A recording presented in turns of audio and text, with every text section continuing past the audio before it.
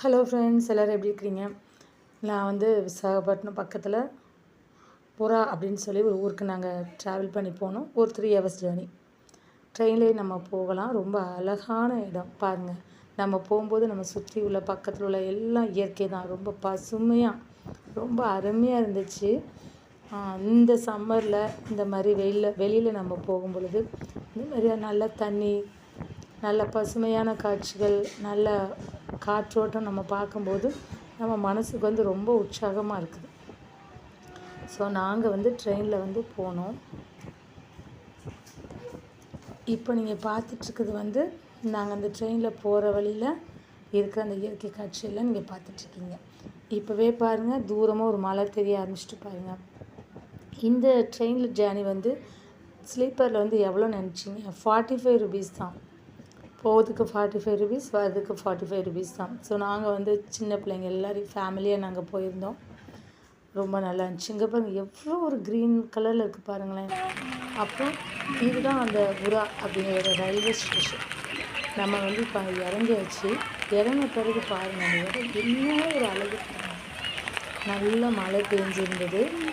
So நம்ம இறங்கினோடனே அதை மழை பெஞ்சிருக்கும், ரொம்ப குளிர்மையாக வச்சுருக்கோம். இந்த பசுமையான காட்சிகளை பார்த்துருக்கோம். சொல்ல முடியாதுங்க, அப்படி ஒரு சந்தோஷம் உங்களுக்கு தெரியுமா? உங்களுக்கு வாய்ப்பு கிடைக்கும்போது நீங்களும் இந்த இடத்துல வந்து பாருங்கள். அங்கே வந்து ஒரு ட்ரெயின் தான் வரும் ஒரு நாளைக்கு.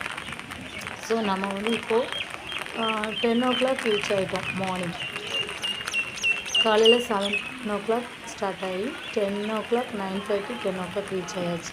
அப்புறம் பாருங்கள், அங்கே இறங்கணுன்னு எப்படி இருக்குதுன்னு. அங்கே நாங்கள் முக்கியமாக ஒரு குகையை பார்க்க போயிருந்தோம். ரொம்ப அற்புதமாக இருக்கும் பாருங்கள். உள்ளுக்குள்ளே லைட்ஸ் எல்லாம் போட்டிருப்பாங்க. ப்ளூ கலரு, ரெட் கலரு, இந்த மாதிரி நல்ல லைட்ஸ் எல்லாம் போட்டிருப்பாங்க. அப்புறம் மேலே அந்த தெரியுதுல லீஃபு, அந்த மேலே அந்த ஓட்டை வழியாக நமக்கு வந்து உள்ளுக்குள்ளே வந்து தண்ணி விழும் மழை பெஞ்சிச்சுன்னா. ஸோ அந்த மாதிரி ஒரு அமைக்கப்பட்டிருக்கு, இயற்கையாகவே அமைக்கப்பட்ட ஒரு மலை அது. ஸோ அதை பார்க்கறதுக்காக தான் இந்த இடத்துக்கு நிறைய பேர் வராங்க. இதை பார்த்துட்டு இன்னும் நினச்சிவாங்க, ஒரு சிலர் கார் புக் பண்ணி இன்னும் கொஞ்சம் மலை அடிவாரத்துக்கு போவாங்க. பட் நாங்கள் அங்கே போகலை. நாங்கள் இதை பண்ணி இதை முடிச்சுட்டு அங்கே மத்தியானம் வந்து மழை ஸ்டார்ட் ஆகிடுச்சு. ஸோ அங்கே பாருங்கள், ரோட்டு ஓரம் எல்லாம் அந்த மூங்கில் பிரியாணி ஷாப் இருக்குது. கடை போட்டிருப்பாங்க. சும்மா கூரை கடை தான் போட்டிருப்பாங்க. ஸோ நல்லா பெய்யுச்சோன்னு பெய்கிற மழைக்கும் மூங்கில் பிரியாணி சுட சுட சாப்பிட்டது உண்மையிலே ரொம்ப அருமையாக இருந்ததுங்க. நானும் நல்லா என்ஜாய் பண்ணேன், பிள்ளைங்களும் நல்லா என்ஜாய் பண்ணாங்க. பாருங்கள், இந்த மூங்கில் பிரியாணியை வந்து